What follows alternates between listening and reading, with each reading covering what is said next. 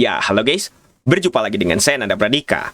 Kalau teman-teman di sini pengguna Linux, teman-teman jangan masukkan kode yang ada di dalam judul di video ini. Ya, mungkin kodenya emang aneh ya. Titik 2, kurung buka, kurung tutup, kurung kurawal buka, spasi, titik 2, garis vertikal, terus titik 2, simbol dan, spasi, kurung kurawal tutup, spasi, titik koma, titik 2. Loh, itu maksudnya apa tuh? Kayaknya kalau misalnya dilihat juga dari bacaannya atau mungkin dari ininya, semuanya cuman hanya tanda baca aja. Tidak ada yang namanya huruf-huruf yang apalagi bisa dibaca gitu. Nah, teman-teman kalau misalnya coba masukkan di dalam Linux apapun, mau Debian, mau Ubuntu, mau Mojave, mau apapun itu, Linux Mint atau apapun itu, semuanya pasti akan hasilnya sama. Nah, teman-teman silahkan coba buka terminalnya. Nah, di sini nih, sebelum kita coba ke terminalnya, teman-teman coba lihat nih. Saya di sini membuka sistem monitor atau task manager mungkin kalau di Windows. Nah, teman-teman bisa lihat ya, CPU saya ini mungkin fluktuatif sedikit, tapi kurang lebih standar gitu ya. Sekitar 0% sampai ya hanya sekitar 10% aja gitu ya. Semuanya mungkin santai gitu, kalem gitu. Dan kita lihat dari RAM-nya di sini hanya kepakai 1,1 GB. Tidak sampai benar-benar full gitu. Di sini kebetulan alokasinya saya memasang 4 GB untuk Ubuntu ini. Saya menggunakan versi Ubuntu di sini. Nah, sekarang kita akan coba masukkan kode tersebut di dalam terminal dan apa yang akan terjadi. Oke, titik 2, kurung buka, kurung tutup, kurung kurawal buka, terus spasi, titik 2, terus ini garis vertikal, titik 2 lagi, simbol dan, seperti ini, terus ini, spasi, kurung tutup, kurawal, spasi, titik koma, dan juga titik 2. Sekarang kita enter dan teman-teman perhatikan di sistem monitornya, CPU dan juga memorinya. Kita lihat ya.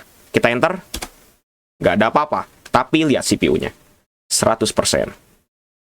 Lihat tuh, sudah mulai 100%. Loh, kenapa nih? Dan kita lihat dari RAM-nya. RAM-nya juga sudah mulai naik terus. Tidak ada turun atau mungkin naik atau segala macam, dan lain sebagainya. Dan disinilah akhirnya membuat PC kita langsung menjadi nge-lag banget. Ini sebenarnya kalau misalnya teman-teman lihat ya, dari si komen yang ada di ini, terminal, itu sebenarnya tulisannya best fork, retry, resource, temporary, unavailable, itu semuanya terus berjalan secara cepat. Itulah yang membuat CPU kita jadi 100%. Dan juga RAM kita jadi terus naik. Teman-teman mau masang RAM berapa sampai 1 tera sekalipun, tetap ini bakal bisa membuat RAM-nya menjadi penuh. Ya, ini adalah fork bomb.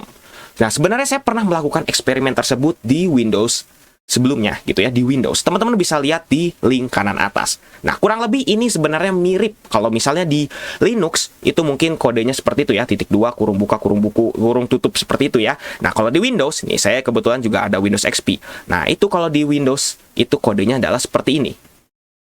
Pagar 0, tapi ada garis vertikalnya juga seperti ini. Terus kita save ke dalam batch dan kita akan jalankan seperti itu. Kita open dan lihat.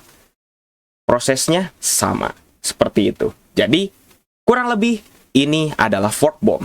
Ya mungkin kalau misalnya teman-teman lihat ini fungsinya buat apa sih? Kayak nggak ada gunanya. Kayak cuman ngebuat si PC kita jadi penuh, jadi benar-benar berat, dan jadi ngebuat CPU kita itu nggak bisa berjalan. Bahkan ini 100% terus ini dari tadi. Dan ini bahkan kalau di Linux, ini sudah nge-freeze duluan gitu. Nah, sebenarnya ada penjelasannya di video saya sebelumnya yang tadi sudah saya tunjukkan. Itu penjelasannya ada di situ. Nah, kalau misalnya teman-teman penasaran, silakan bisa kunjungi videonya. Dan teman-teman kalau misalnya ada yang ingin coba dan ternyata sudah berhasil dan ternyata membuat PC teman-teman jadi error, ya bisa tuliskan di kolom komentar. Ingat ya, memang ini bukan iseng-iseng. Tadi teman-teman harus tahu dulu ini fungsinya buat apa. Memang kayaknya nggak ada fungsinya kalau buat pengguna umum.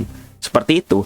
Tapi kalau buat kayak kita-kita, mungkin ini bisa buat iseng. Tapi janganlah, sekali lagi seperti itu. Nah, kalau misalnya teman-teman ada yang bertanya, ini kalau misalnya kita restart atau misalnya ini ternyata membahayakan komputer kayak gimana? Jawabannya ada di video itu juga. Sebenarnya intinya tidak membahayakan. Teman-teman restart atau reset paksa gitu, normal lagi. Kodenya nggak akan jalan lagi. Tenang, ini kode harus kita tulis dan harus kita enter, baru kita bisa jalankan. Seperti itu. Jadi ini adalah fork bomb, tapi fork bombnya kita jalankan di Linux. Jadi kode itu adalah fork bomb untuk di Linux. Linuxnya mau distro apapun. Mau Debian, mau Mojave, mau apapun, semuanya itu akan sama. Seperti itu. Dan ini teman-teman memang mau nggak mau harus di restart paksa tuh. Di sini mulai normal nih. Mulai agak normal karena dari Linuxnya mungkin agak sedikit mulai membatasi gitu dari si konsumsi RAM-nya gitu. Karena di sini udah mulai ada swap dan segala macam yang akhirnya mulai agak normal tuh. Di sini udah mulai agak turun. Tapi kalau di Windows tadi kita lihat tuh masih sama ini tuh. Bahkan langsung tiba-tiba nge-terminate sendiri. Dan ya sudah, seperti ini. Dan PC kita tuh, lihat tuh, RAM-nya hampir penuh. Dan juga ini sudah nge-freeze nih. Windows saya sudah nge-freeze di sini. Ya udah, seperti itu.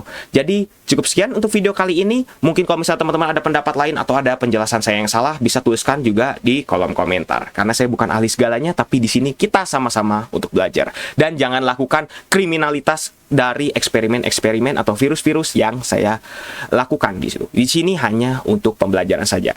Jangan lupa untuk subscribe dan juga share video ini jika bermanfaat. Bantu channel ini juga agar bisa berkembang. Oke guys, saya Nanda Pradika. See you next time.